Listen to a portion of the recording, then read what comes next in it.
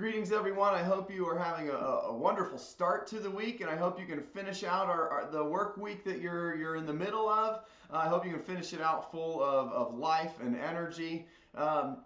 Today, I wanted to share a bit from a book that I'm currently reading that's been really challenging to me to shift the way that I view others. This book is called Having Nothing, Possessing Everything by Michael Mather, who's a pastor in the downtown, who has been a pastor in the downtown areas of South Bend and Indianapolis. In his ministries of reaching the needy, he was challenged to shift his thinking at the way that he looks at people with needs for the things that they lack, and shifting to look for what they can bring.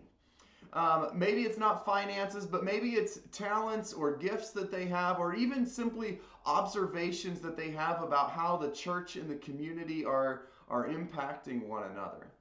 Yes, there's still a need for the church to help with people and assisting financially and in other ways. But in the midst of serving in this way, he was challenged to start asking the question, what are you good at? What gifts can you bring to the community? In chapter 3 of this book, that shifted to a more refined thought and question when he met with a teen who was about to get kicked out of school for getting into trouble. And he gave this thought which changed the teen and the parents' expectations for the direction of the life of this young man. And Michael asked the teen, or said this statement and then asked the teen, at our church, we believe that every person has something to offer and believe that it's a sin to waste it. Is there anything you do well enough that you could teach someone else how to do it? What a shift.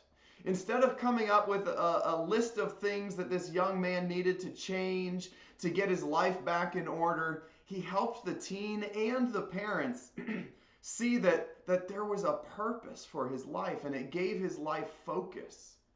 The teen was good with his hands and at fixing things, and he especially enjoyed working with bicycles. So Mather connected this teen with a college student from Notre Dame who had similar interests in riding and repairing bikes, and this teen had a friend who also enjoyed it. So the three of them began meeting up every day after school to work and repair with bikes. And people began donating their bikes that they weren't using anymore, just giving them to these kids. And so they were able to repair them, fix them up, and then actually started selling them and began to have a repair shop and bicycle sales business.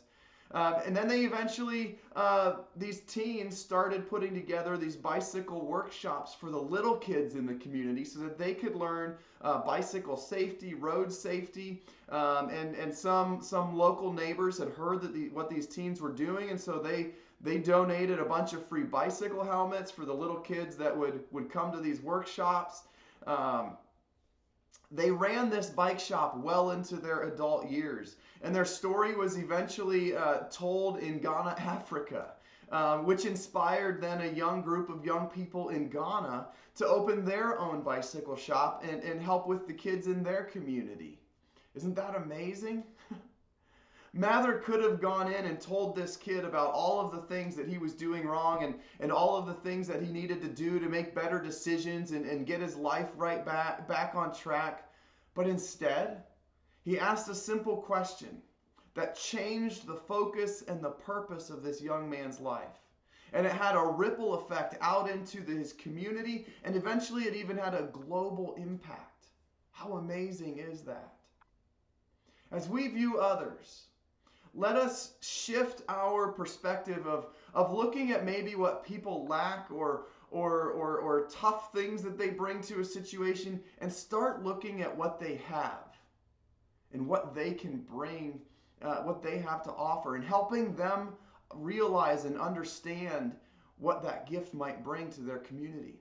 So I'll ask you this question. What is one thing that you do well enough that you could teach someone else how to do it? And once you've identified this, once you've put some thought into it and recognized an area that you have that you could teach someone else and bring someone else along, I want you to look at the people around you the people in your community, your family, your neighbors? Is there anyone there that you could connect with? Your investment in them and unlocking their gifts or teaching them a gift could impact your community in ways beyond what you could ever imagine at this point. What a beautiful responsibility that we have, don't we? Hey, I hope you all are having a wonderful week, and I hope you finish this week strong. Be well and be encouraged. Share the love of Christ with everyone that you meet. Work, at home, with your neighbors. Be well.